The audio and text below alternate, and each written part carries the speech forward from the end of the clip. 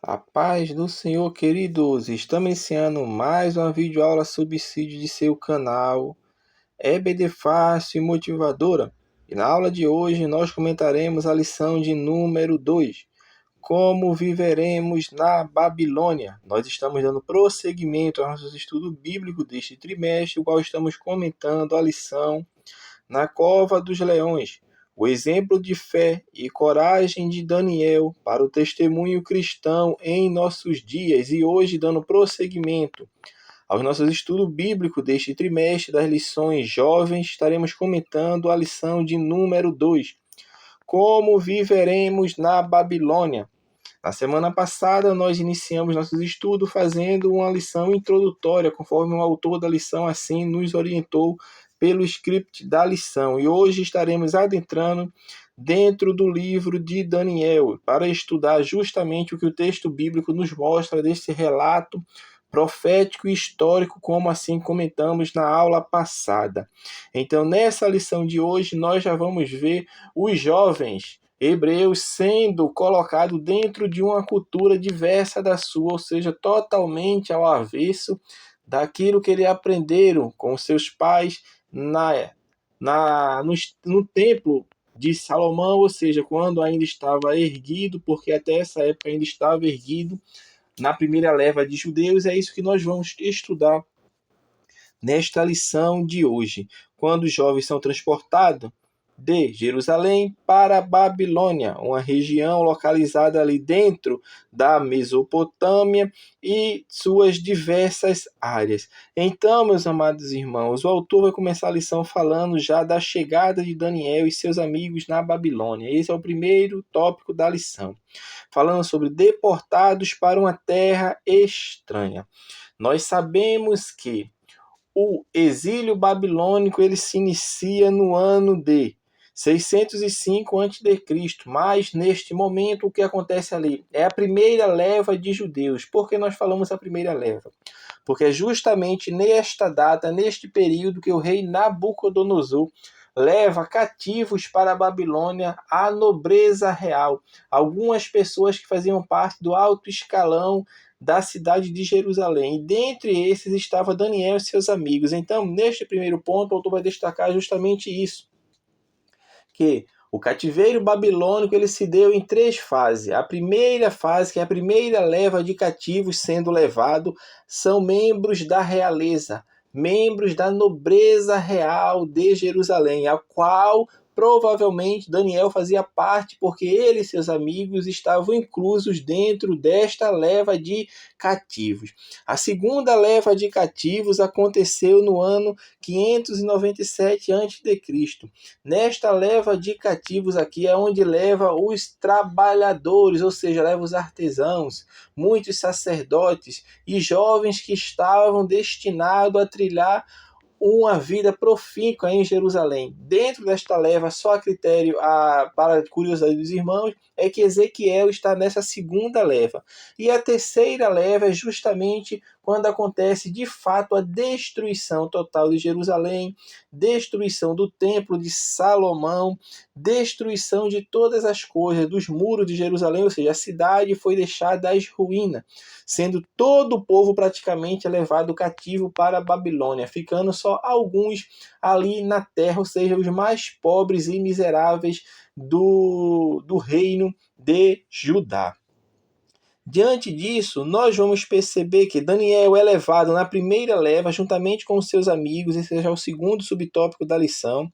Nesta segunda leva, quem está indo ali é os autores, o autor bíblico, que no caso é Daniel, que escreveu o seu próprio livro, vai mostrar ali o destaque de 4 jovens. Primeiro ele, Daniel, segundo os seus amigos, Ananias, Misael e Azarias. Por que nós estamos falando desses jovens? Porque esses jovens são que são citados ao longo do seu livro, porque representaram ali justamente servos fiéis a Deus em uma terra estranha, em uma cultura diferente daquela que ele estava inserido. Então, o jovem Daniel e seus companheiros estavam justamente agora inseridos na Babilônia. Daniel, como eu falei anteriormente, provavelmente ele descendia de uma família da nobreza real. Talvez até mesmo ele pertencesse a essa linhagem real de Judá. Então, quando Daniel é levado cativo juntamente com seus amigos para a Babilônia, ele tinha entre a idade provavelmente de 14 anos a 18 anos de idade, ou seja, eram adolescentes, eram jovens, porque a Bíblia ela não fornece detalhes sobre a sua família, sobre a sua juventude, se nós não temos informações concretas. É certo de que ele era descendente, sim, da nobreza de Jerusalém. Então, ele nasceu provavelmente em Jerusalém antes da cidade ser conquistada pela Babilônia. Isso fica claro porque ele é levado cativo justamente na primeira leva de judeus cativos sendo levado para a Babilônia. Agora, imagine o que se passava tanto na cabeça de Daniel quanto na cabeça de seus amigos. Por quê? A juventude, meu irmão, é o momento que as pessoas, que os jovens, os adolescentes estão ansiosos pelas suas perspectivas, ou seja, os seus sonhos, as suas virtudes, as grandes expectativas que ele tinha sobre o futuro, tanto pessoal, tanto do futuro amoroso, quanto do futuro ministerial, quanto do futuro também social. Ou seja, e agora o que aconteceu? Eles foram arrancados justamente de sua terra natal e levados para uma terra estranha, e na condição de servo, ou seja, de escravo, porque de verdade eles foram levados cativos, foram escravos, levados à força, para habitar em uma terra desconhecida, ou seja, perderam a família, perderam a casa, perderam tantos amigos. E hoje, meu irmão, como as pessoas estão se comportando? As pessoas hoje, quando perdem um celular, querem tirar a sua vida. As pessoas hoje, quando perdem o acesso a uma rede social, quando perdem o acesso à internet, parece que ficam a ponto de enlouquecer. Agora imagine a condição de Daniel e seus 3 amigos na Babilônia, sem família, sem casa, provavelmente no primeiro momento sem perspectiva, porque todos os seus sonhos e expectativas foram lançados ao chão, porque agora estavam como servos de um reino desconhecido e um reino que não professava a fé no Deus verdadeiro. Mas diante de tudo isso, meu irmão, aqueles jovens permaneceram firmes, não abandonaram a sua fé em Deus, mas permaneceram fiéis ao Senhor. E aí vai entrar justamente no último subtópico deste tópico, que vai falar sobre o sofrimento, que advém também à porta do justo. Por quê? Porque nós percebemos pela história de Daniel também que homens tementes a Deus, que homens escolhidos por Deus, que homens que foram levantados para fazer a diferença nas mãos de Deus em prol do reino de Deus, eles também passam por sofrimento. E isso não tinha, meu irmão, a ver com algo que eles tinham feito em particular. Não, não foi algo que eles cometeram que levaram ele àquela situação, mas como decorrência da disciplina de Deus sobre a nação de Israel. A história de Daniel e seus amigos, ela nos faz recordar que os justos eles podem passar por provação. E o sofrimento é uma parte comum da experiência humana. E ele também não poupa aquele que temem ao Senhor. Porque o cristianismo ele é muito criticado, porque as pessoas argumentam que o sofrimento, meu irmão, está mostrando justamente que Deus não existe. Porque se de fato o argumento dos contrários ao cristianismo fala, se de fato Deus existisse, ele não permitiria que o mal acontecesse. Se de fato Deus existisse e tem todo o poder, ele não deixaria que as pessoas inocentes sofressem. Se ele é onisciente, porque ele não intervém antes das coisas acontecerem. Em primeiro lugar, meu irmão, nós precisamos considerar que o simples fato de o ser humano querer saber, inquirir, querer respostas acerca do sofrimento, acerca da maldade, acerca das injustiças do mundo, tudo isso indica a natural percepção que o ser humano desprovido de Deus, ele tem algo e ele percebe que algo que está neste mundo não está certo, está errado. Esta é uma conclusão que se chega. Se essas pessoas, mesmo não acreditando em Deus, percebem que algo está errado neste universo, porque coisas ruins acontecem às pessoas boas, sofrimento advém, tanto a um quanto a outro, a primeira conclusão que nós podemos perceber é justamente essa, que algo se encontra com defeito, que algo está fora do propósito para o qual foi planejado. E ficamos perplexos com o sofrimento porque, originalmente, a raça humana ela não foi criada para sofrer. Não fomos feitos para morrer, mas para a vida eterna. Por isso nós vemos, não só nós crentes, mas aqueles que não professam a Deus, que percebem que algo está errado. Por quê? Porque Deus não nos criou para a morte, mas Deus nos criou para a vida eterna. E a morte é algo estranho que agora vem e ameaça tirar-nos do mundo para o qual nós fomos planejados. Então algo de fato está errado. E o questionamento da existência de Deus a partir do problema do sofrimento traz subjacente outro sentimento que aponta para a existência de um legislador. E esse legislador é um legislador moral, ou seja, o senso de justiça presente no homem. Da onde o homem tira o parâmetro para estabelecer o que é certo e errado? Esse foi o questionamento de C.S. Lewis, justamente a época que ele tentava mostrar a inexistência de Deus, que Deus não existia, e ele chegou justamente a essa conclusão. Como eu tenho esse parâmetro dentro de mim de saber o que é certo e errado?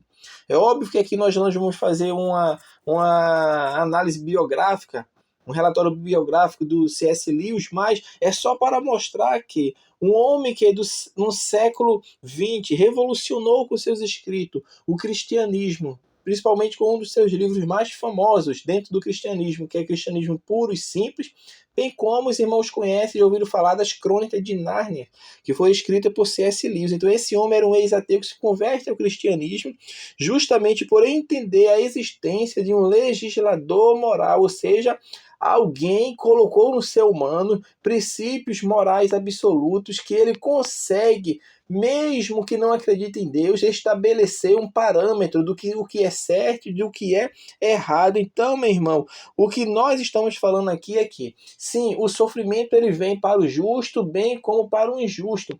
E isso é consequência, certamente, do pecado que adentrou a humanidade, adentrou ao homem quando o homem peca. Então, quando nós falamos que o sofrimento é uma realidade na nossa vida, é que nós estamos percebendo, assim como nós percebemos, e aqueles que não professam a Deus e tentam mostrar que Deus não existe, que algo está errado, e de fato algo está errado, porque a palavra de Deus nos mostra que o pecado, quando ele se torna presente na vida da humanidade, ele distorce aquilo que Deus criou. Então aquilo que Deus criou para a vida eterna, que é a existência da humanidade, ela agora tem um fim, e o primeiro fim que originou-se com o pecado de Adão e Eva foi a separação do homem para com Deus e, consequente, a morte física.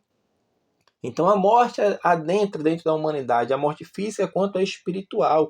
Então é isso que nós estamos falando. Algo sim está errado. Algo está distorcido. E isso foi causado pelo pecado. Por isso o homem que não tem Deus, ele tenta questionar a existência do Criador justamente por isso. Mas ele não entende que quando ele está falando isso, ele está justamente mostrando que, de fato, a Bíblia está certa, porque a Bíblia mostra que algo está errado. Algo caminhou para um caminho contrário àquilo que Deus tinha estabelecido para a humanidade. Então, isso tem que ficar claro para o nosso entendimento. O tópico 2, o autor vai falar sobre a imponente Babilônia.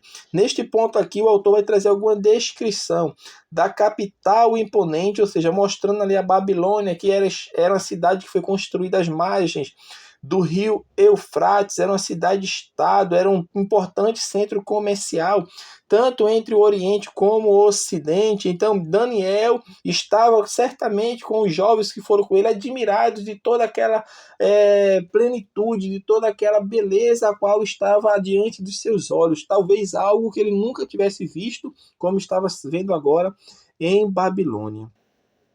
Então estavam distantes da sua terra natal, Jerusalém, a 1.500 quilômetros, e agora está diante de uma grande metrópole. É como hoje pegasse um índio que vive isolado nas florestas amazônicas e trouxesse ele para uma grande cidade como São Paulo, Nova York, Dubai, ele ficaria perplexo. Então, talvez seja algo semelhante do que tenha acontecido com Daniel. Tirado de um lugar simples, onde o culto ali a Deus era simples, a única suntuosidade ali era o templo de Salomão, que era um templo suntuoso, mas agora ele estava não apenas diante de um templo suntuoso, mas de vários templos suntuosos, de cidades suntuosas, de ruas suntuosas, de rios suntuosos, ou seja, tudo ali era belo. De fato era belo, porque era uma cidade pomposa. Não é à toa que os vastos jardins que existiam na Babilônia, os jardins suspensos, que hoje eles são considerados uma das 7 maravilhas do mundo antigo. Então esta era a cidade que os jovens estavam inseridos. E o autor prossegue falando justamente sobre isso, sobre essa ostentação da cidade, que é o segundo subtópico, e a sua cultura, que era uma cultura pagã. Então a ostentação da cidade era exuberante. Eram obras arquitetônicas, meu irmão, que representavam o poder justamente do Império Babilônico. O Império Babilônico ostentava, ou seja, era a cidade que tinha uma ostentação diante das demais. Então, o rei a qual estava governando Babilônia no período que Daniel era levado cativo era Nabucodonosor, e justamente essa ostentação era para mostrar a sua força, era para mostrar a sua riqueza, por meio das coisas materiais, por meio das suas realizações. E isso nos lembra também como a cidade de Babilônia surgiu, porque originalmente Babilônia ela vem da palavra Babel, e os irmãos conhecem Babel. Babel remete à Torre de Babel, que foi uma cidade que foi inaugurada por pessoas que estavam querendo ostentar o seu poderio, ou seja, passou-se o dilúvio, e eles, com medo de que provavelmente poderiam acontecer um novo dilúvio, que eles intentaram no seu coração construir uma torre que chegasse até os céus, porque caso ocorresse um novo dilúvio, eles estariam protegidos, ou seja, eles estavam ali buscando socorro, buscando salvação nos seus méritos próprios, renegando aquilo que Deus tinha falado através de Noé, que Deus falou para Noé, que enquanto existir homem na face da terra, o dilúvio nunca mais ocorreria em proporções mundiais para destruir toda a humanidade. Deus fez uma aliança com o homem, e esta aliança nós podemos perceber até os dias de hoje, porque toda vez que você vê um arco-íris, que é um símbolo da aliança de Deus para com o homem, é Deus lembrando ao homem que a misericórdia dele alcançou a humanidade, e ele não destruirá a humanidade novamente com água. Então, minha irmã, a cidade de Babilônia ela tem origem justamente naquela terra, na terra de Siná, ali na Torre de Babel, quando surge a Babilônia, que originalmente se chamava Babel, uma cidade que já foi criada, já foi inaugurada por pessoas que não temiam a Deus, que buscavam distância de Deus, não queriam saber da proteção de Deus, porque eles achavam que pelos seus méritos próprios, pelas suas realizações pessoais próprias, suas conquistas arquitetônicas próprias, alcançariam a benevolência de sobreviverem à ira divina. Então isso tem que ficar muito claro. Dentro desta cultura, como o autor fala, o terceiro subtópico vai falar sobre essa cultura pagã. Porque os babilônicos ele atribuíam grande importância à sua religião. Eles acreditavam que os deuses eram que governavam os aspectos da vida, desde os assuntos cotidianos até os eventos cósmicos. Então Marduk, esse deus chamado Marduk, era o seu principal deus. Ele era considerado o patrono da Babilônia. E uma das principais portas da cidade era dedicada à deusa Ista, que é a deusa da fertilidade, a deusa do amor e a deusa da guerra. E dentro da Babilônia existia um templo dedicado para esta deusa, a deusa Ista. Então a Bíblia, meu irmão, ela apresenta a Babilônia, já saindo já desse aspecto cultural e histórico da Babilônia, nós vamos perceber que a palavra de Deus ela mostra a Babilônia, apresenta a Babilônia pelas suas características. E que característica é essa que a Bíblia fala da Babilônia? Que é relacionada à idolatria, relacionada à prostituição espiritual. Então, dentro da Babilônia, a atmosfera da cidade estava impregnada pelo paganismo e pelo politeísmo. Então esse é o segundo tópico da lição.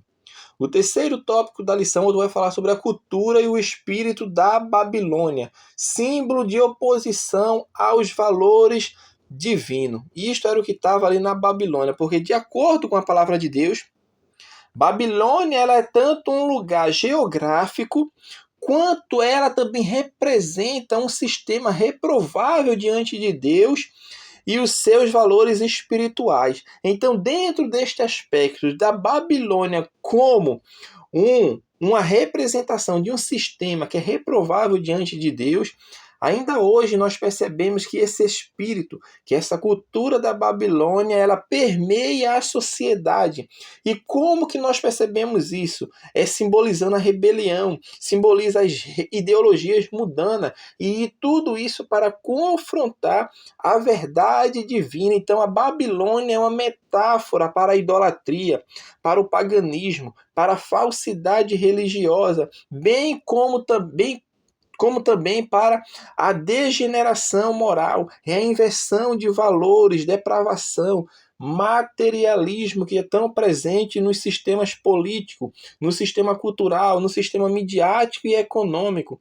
Nós estudamos nas lições de adultos em trimestres anteriores, uma lição comentada pelo pastor Douglas Batista, e ele observa isso. Ele fala que a Babilônia ela sinaliza o espírito de perseguição, o espírito de desconstrução da fé bíblica. O seu simbolismo não significa apenas uma cultura sem Deus, mas, sobretudo, de uma cultura contra Deus, isto é, uma cultura anticristã. Então, dentro deste ponto, nós vamos ver que a Bíblia Sagrada mostra a Babilônia tanto como um lugar geográfico, tanto como a representação de um sistema reprovável diante de Deus. E esse sistema não é um sistema de uma cultura sem Deus, não, mas, sobretudo, de uma cultura contra Deus, ou seja, uma cultura anticristã. E dentro desta cultura acontece a relativização da verdade. Esta é a principal característica da cultura da Babilônia, com todos os seus reflexos, ou seja, é a destruição da noção de uma verdade absoluta. E essa foi uma das táticas que Nabucodonosor usa conforme a sua religiosidade e visão de mundo. Por quê? Porque ele pega tudo que está dentro do templo de Salomão e insere justamente dentro do templo do seu Deus, ou seja, do Deus Marduk. E ali o que ele está mostrando? Ele está mostrando o quê?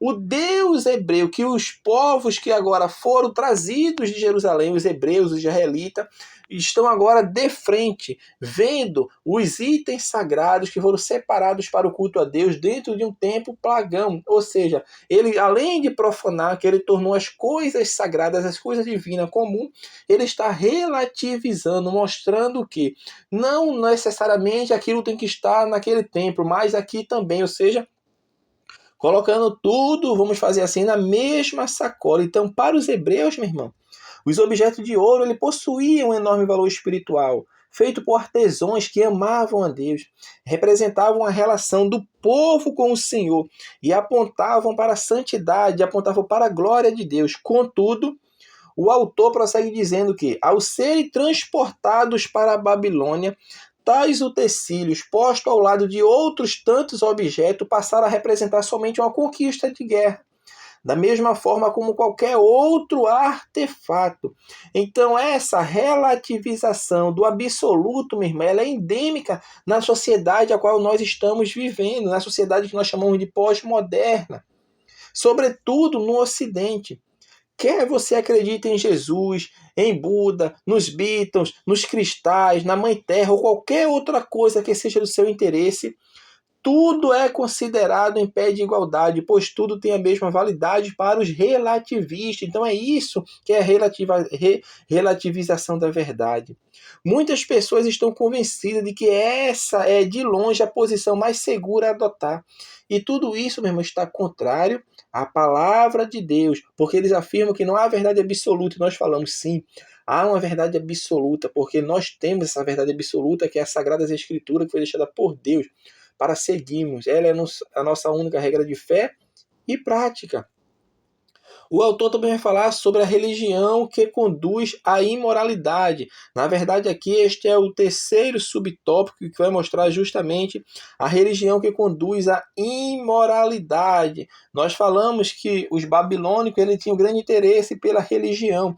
E este foi outro desafio enfrentado pelos jovens. Além da relativização da verdade, eles estavam enfrentando ali também a religião que conduz à imoralidade. Por quê? Porque os judeus, quando foram inseridos, principalmente Daniel e seus amigos, eles foram confrontados diante do paganismo que permeava toda aquela cidade. Então, a religião da Babilônia, ela envolvia uma ampla gama de deuses, gama de rituais, de práticas, e essas gamas de práticas, de rituais, de deuses, estavam associadas à natureza e ao cosmos. Então, à medida que o império conquistava diferentes nações e povos, regiões e povos, que ele fazia? Incorria ali dentro daquela sociedade o sincretismo religioso, ou seja, vários povos de várias nações em um mesmo lugar e tudo praticando a sua religião, porque eles permitiam a sua religião. Entretanto, o povo estava inserido, meu irmão, dentro desta cultura que existia milhares de Deus, ou seja, era a fusão de crenças, a fusão de práticas de diferentes culturas. Isso resultava numa diversidade de divindades e rituais que aconteciam ali na Babilônia. Então, dentre essas práticas do paganismo babilônico, nós podemos citar que estava a prostituição sagrada, ou seja, as mulheres tidas como sacerdotisas, elas ali praticavam relações sexuais e isto fazia parte dos rituais religiosos que acontecia dentro da Babilônia, porque eles tinham uma mentalidade cananita, assim como o povo que saiu ali do Egito e adentrou em Canaã, os povos ao redor de Israel também tinham essa mentalidade e isso já vem, meu irmão, de muito tempo. Dentro da Babilônia isso era impregnado. Por quê? Porque quando ele cometia tais atos obscenos, eles acreditavam que estavam ali praticando algo que estava ligado à fertilidade e a crença de que tal prática iria garantir a benevolência dos deuses para garantir o quê? Colheitas abundantes, colheitas férteis. Então isso estava impregnado também dentro da cultura imoral nas religiões ali que eram praticadas dentro da Babilônia. Entretanto, também nós podemos falar que as falsas religiões elas perverteram muitas vezes a verdade, e isso é capaz de destruir valores, e isso é capaz de conduzir a um estilo de vida depravado. Então nós temos que ter muito cuidado, porque atualmente é possível perceber a volta do paganismo em nossas novas roupagens mais modernas, são roupagens descoladas, ganhando espaço em filmes, nos desenhos, nas séries, nos jogos. Isso é o que nós chamamos de neopaganismo.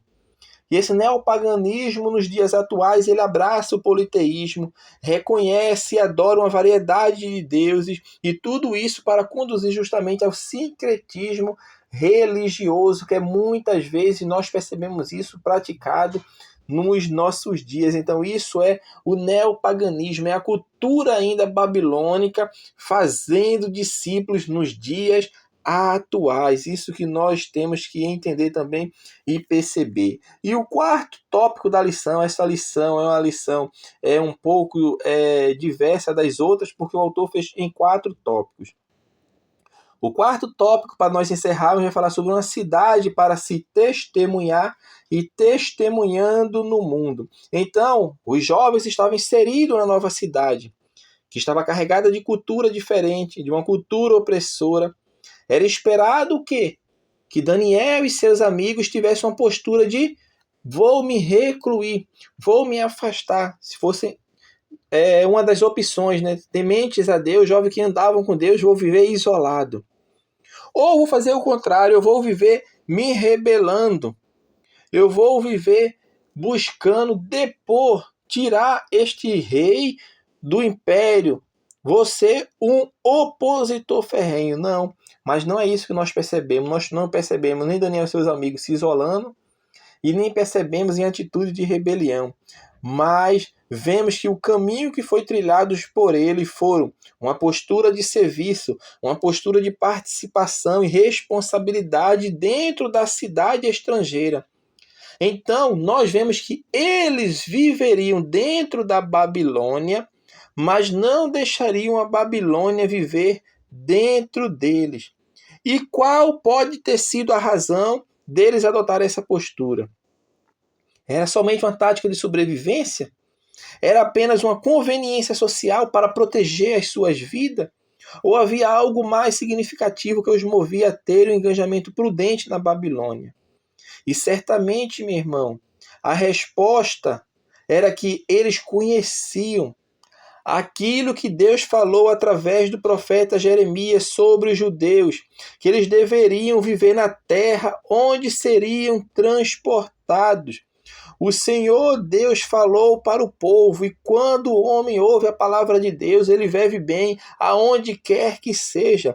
O Senhor estava dizendo que, enquanto eles estivessem exilados, eles teriam uma vida normal, eles teriam uma vida produtiva. Não era uma sugestão, mas isso foi uma ordem divina. Deveriam dar bom testemunho, deveriam contribuir para o bem de toda a sociedade, e não somente para o seu próprio povo.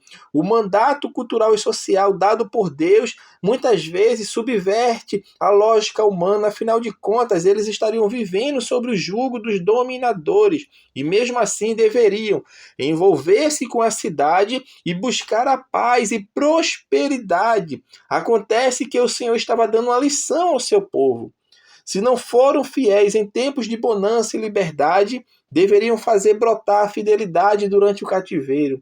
O Senhor sabe, meu irmão, que a provação é a melhor escola para refinar o coração e moldar o caráter do homem.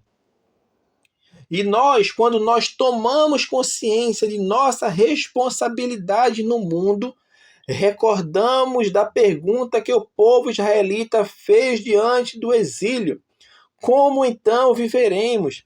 A resposta está em voltar-se para Deus e buscar uma relação mais profunda com Ele. Essa é a atitude que impactará a vida como um todo. Então, isso que nós temos que entender. E, por fim, os jovens testemunharam no mundo e tiveram uma presença fiel, mostrando que eram verdadeiramente servos de Deus. Enquanto lugar geográfico, nós falamos, por enquanto, da Babilônia como sistema mundano, o sistema anticristão. Mas é um lugar geográfico, que nós falamos sobre isso. A Bíblia mostra a Babilônia tanto como lugar geográfico, como sistema mundano, anticristão. Então, enquanto lugar geográfico, a Babilônia é uma cidade que representa a vida do cristão na sociedade. Assim como Daniel viveu na Babilônia, sem ser da Babilônia, nós hoje, crentes salvos em Cristo, vivemos no mundo sem sermos do mundo. Por isso Pedro fala que nós somos peregrinos e forasteiros aqui nesta terra. Então, a nossa cidade é a cidade celestial, como Paulo fala aos Filipenses. Filipenses capítulo 3, versículo 20. Vivemos como forasteiros nesta terra. Então é responsabilidade do cristão zelar pelo desenvolvimento social da onde ele está. Porque a Bíblia nos fala que Jesus falou que nós somos o sal da terra e luz do mundo. Nós somos mordomos de Deus. Cristo é soberano sobre toda a criação. Então, ao interceder pelos seus discípulos, Jesus pediu como ao Pai? João capítulo 17, versículo 15. Não peço que os tires do mundo, mas que os livre do mal. Isso significa que, assim como Daniel e os seus amigos, os cristãos não estão alienados da sociedade. Estamos inseridos dentro da sociedade para mostrar que aquele que habita em nós é poderoso para nos livrar e nos manter nesta terra, aonde quer que estejamos, fazendo sempre a vontade de Deus. Então, os jovens, eles não procuraram dominar a política na época. Eles não procuraram dominar a cultura da cidade, mas também não se curvaram a ela. Uma coisa, meu irmão, que você tem que perceber é justamente isso. Eles não tentaram o domínio político, nem o domínio cultural. Mas, entretanto, eles não tentaram fazer isso, como não é uma recomendação bíblica, eles não se curvaram a ela. Eles não empreenderam a fuga da realidade, evitando a vida social, mas também não fizeram o paraíso na terra, esquecendo-se do reino celestial. Então temos que ver, meu irmão, temos que ter o equilíbrio para compreender tudo isso. Porque nós somos chamados a viver neste mundo por meio de uma presença em fidelidade ao Senhor. Isto é, a sermos fiéis, a sermos leais em todos os lugares, em tudo o que fazemos. Porém, sem depositar esperanças soteriológicas para a salvação, ou seja, eu não devo depositar minha esperança para a salvação na política, na economia, na cultura do mundo, não. A presença fiel do salvo de Cristo, aonde ele estiver, não significa uma atitude de omissão, não significa uma atitude de passividade, isto é, deixar como está. Isto não. A presença fiel, ela é profética, ela é ativa, ela é engajada, ela é responsável, sem ser coercitiva, sem ser dominadora, pretensamente heróica.